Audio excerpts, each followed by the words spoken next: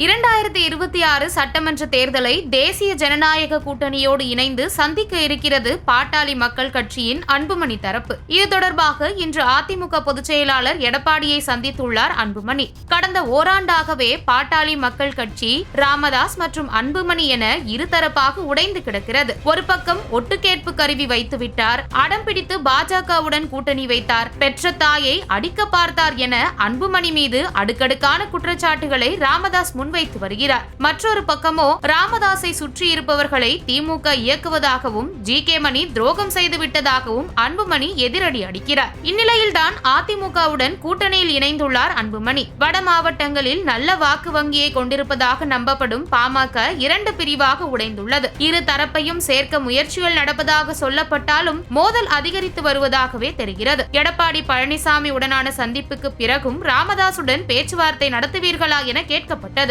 இதற்கு பதிலளிக்காமல் முகத்தை திருப்பிக் கொண்டு சென்று விட்டார் அன்புமணி.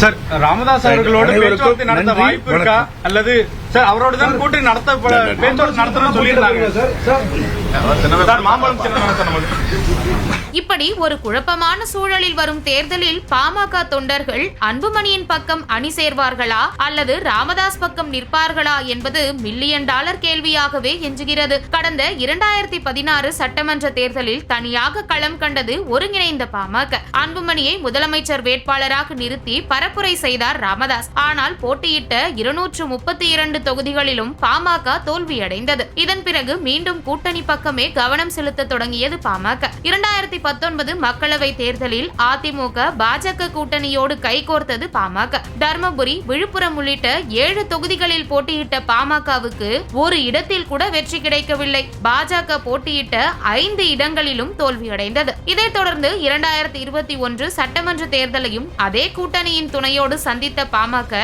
23 இடங்களில் போட்டியிட்டு 5 இடங்களில் மட்டுமே வென்றது. 2021 தேர்தல் தோல்விக்கு பாஜக தான் காரணம் என பகிரங்கமாக குற்றம் சாட்டிய அதிமுக கூட்டணியை முறித்தது. அதன் பின்னர் நடந்த 2024 மக்களவை தேர்தலை பாஜகவுடன் இணைந்து சந்தித்த பாமகவால் 10 இடங்களில் போட்டியிட்டு ஒரு இடத்தில் கூட வெற்றி பெற முடியாமல் போனது. பாஜக நின்ற 23 இடங்களிலும் தோல்வியை தழுவியது. கடந்த தேர்தல்களில் ராமதாஸ் மற்றும் அன்புமணி எனும் இரு தலைவர்கள் பாமகவை வழிநடத்தினார்கள். ஆனால் தற்போது பாமக உடைந்திருக்கும் நிலையில் தனியாக பயணித்து வரும் அன்புமணிக்கு கடுமையான சவால்கள் காத்திருப்பதாகவே தெரிகிறது.